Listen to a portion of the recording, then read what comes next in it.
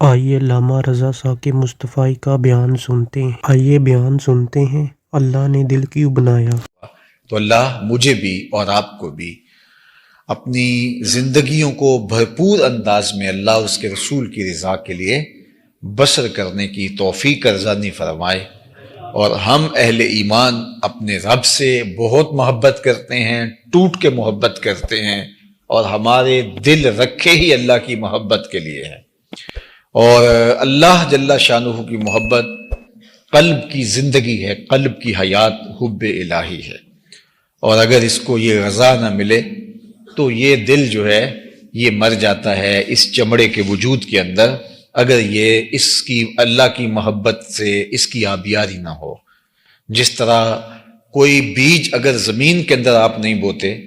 اور اس کو تھیلے کے اندر آپ نے رکھ دیا تو کچھ عرصہ تو وہ موجود رہے گا، لیکن ایک وقت کے بعد جو ہے وہ ختم ہو جائے گا۔ تو یہ بھی ایک بیج ہے دل، جس طرح اس بیج کے اندر وہ بیج آم کی گٹھلی ہے تو اس کے اندر پتے بھی ہیں، شاخیں بھی ہیں، رس بھی ہے، رنگ بھی ہیں، پھول بھی ہیں، مٹھاس بھی ہے، ذائقے بھی ہیں، اور سب کچھ اس کے اندر رکھا ہے۔ بظاہر گٹھلی چیر کے دیکھیں تو کچھ بھی نہیں ہے، لیکن سب کچھ اس ننھے سے مہین سے بیج میں، جو گلاب کا بیج ہے اس کے اندر خوشبو بھی ہے، اس بیج کے اندر پتیاں بھی ہیں، اس بیج کے اندر شاخیں بھی ہیں، سبز پتے بھی ہیں، سرخ پتیاں بھی ہیں، لیکن پھاڑ کے دیکھیں تو آپ کو کچھ بھی نہیں ملے گا۔ لیکن جب وہ زمین میں رکھیں گے، اگے گا، تو یہ ساری چیزیں ظہور پذیر ہوں گی۔ اس طرح اللہ تعالیٰ نے ہمارے سینے کے اندر جو ہے وہ جو دل رکھا ہے، یہ تخم ہے، اس کو اگر ہم آبیاری اس کی کرتے ہیں اور اللہ کی محبت کی کونپلیں اس سے پھوٹتی ہیں تو پھر اس کو برگ و بار نصیب ہوتا ہے، اس کو پھل نصیب ہوتا ہے، ورنہ یہ چمڑے کے تھیلے کے اندر پڑا پڑا ایک دن مر جاتا ہے اور اس کے بعد یہ کسی کام کا نہیں رہتا۔ تو اس بیج کو ہم جو ہے وہ اس کی کاشت کریں اور اللہ کی محبت کا پانی اس کو دیں، اور پھر یہ جب اگے گا تو اس کی خوشبو سے، اس کی مہک سے مشام ہستی معطر ہوں گے اور ایمان کی فصلیں لہلہائیں گی۔ رضی اللہ تعالیٰ عنہ سے ایک روایت سن لیجئے، فرماتے ہیں کہ میں نے رسول کریم صلی اللہ علیہ وآلہ وسلم کو باقاعدہ فرماتے ہوئے یہ سنا تھا، ان اللہ عز وجل یقول قد حقت محبتی للذین یتحابون من اجلی،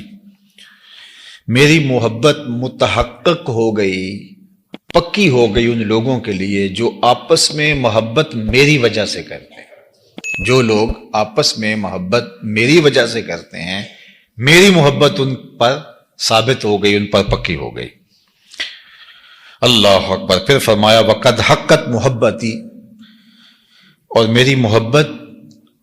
پختہ ہو گئی، لازم ہو گئی، ضروری ہو گئی، للذین، ان لوگوں کے لیے، یتصافون من اجلی، اللہ اکبر، جو میرے لیے ایک دوسرے سے ملاقات کرتے ہیں، محبت کرتے ہیں۔ وقد حقت محبت للذین یتزاورون من اجلی، اور جو میری وجہ سے ایک دوسرے سے ملاقات کرتے ہیں، ملنے جاتے ہیں، ان کا مقصد کوئی اور نہیں ہوتا، کوئی غرض دنیا نہیں ہوتا، صرف میری رضا کے لیے، تو میری محبت ان کے لیے واجب اور لازم ہوگی۔ وحقت محبتی للذین یتبازلون من اجلی، اور میری محبت ان کے لیے بھی واجب، لازم، ضروری اور متحقق ہو گئی جو خرچ بھی کرتے ہیں تو میری رضا کے لیے کرتے ہیں۔ کسی اپنے مومن بھائی کو اگر تحفہ دیتے ہیں، ہدیہ پیش کرتے ہیں، کسی کو کھانا اپنے گھر میں بلا کے کھلاتے ہیں، تو یہ کس لیے کرتے ہیں؟ اس سے تعلقات بڑھانے کا مقصد کیا ہے؟ کوئی دنیاوی غرض ہے نہیں، صرف لیے کہ یہ اللہ کا بندہ ہے اور میں اس سے محبت کر رہا ہوں، صرف اللہ کی مخلوق پر شفقت کرتے ہوئے۔ تو اس لیے فرمایا کہ میری محبت اس پر جو ہے وہ، پھر ارشاد فرمایا وحقت محبتی للذین یتناصرون من اجلی، اور میری محبت ان پر بھی متحقق ہو گئی جو کسی دوسرے مومن بھائی کی یا دوسرے کسی شخص کی مدد صرف میرے لیے کرتے ہیں۔ کوئی مصیبت میں پھنس گیا تو رشتہ داری کی بنیاد پر نہیں، کسی اور بنیاد پر نہیں، صرف اس لیے کہ یہ مسلمان ہے، یہ اللہ کا بندہ ہے، یہ اللہ کی مخلوق ہے، تاکہ جانور سے بھی اس لیے اس نے صلہ رحمی کی یا کوئی ایسا سلوک کیا کہ جو اچھائی کے زمرے میں آتا ہے کہ یہ اللہ کی مخلوق ہے، تو کہا کہ میری محبت پھر اس کے لیے متحقق اور اس کے لیے واجب ہو گئی۔ تو ہماری محبتوں کا معیار اور ہماری نفرتوں کا سبب اللہ اور اس کے رسول کی محبت، اور اگر یہ دولت ہمیں نصیب ہو جائے تو یہ اتنی آسودگی دیتی ہے ہمیں، ہمارے باطن کے اندر اس قدر طمانینت اس سے اترتی ہے جب ہم اپنی ہر ذاتی غرض کو ایک طرف رکھ کے کسی سے محبت صرف اللہ کے لیے کریں، کسی سے نفرت صرف اللہ کے لیے کریں، تو پھر اس کی قدردانی وہ کتنی کرتا ہے وہ تو ہمارے پاس کوئی ترازو نہیں ہے۔ لیکن دنیا کے اوپر ہمیں طمانینت کی شکل میں، حلاوت ایمان کی شکل میں،